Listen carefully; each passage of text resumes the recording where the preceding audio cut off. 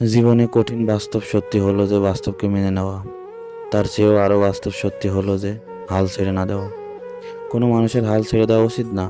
জীবনে অনেক বাধা আসবে, সেটা পার করতে হবে। জীবনে বাধা না আসলে জীবন সম্পর্কে জানা যায় না। সোহাগ করা তারই সাজে, শাসন করে যে, এটি একটি প্রবাদ।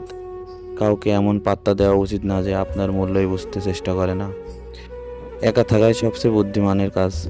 একা মানুষের সঙ্গী হিসেবে বইকে সাথে রাখা উত্তম। সত্য এসেছে, মিথ্যা বিলুপ্ত হয়েছে। অনেক মূল্যবান কথা। মানুষ সত্যিকেও মিথ্যা করতে পারে নিজের সুবিধার জন্য। সবাই চায় সুবিধা, আর সুবিধা আর কিছু না।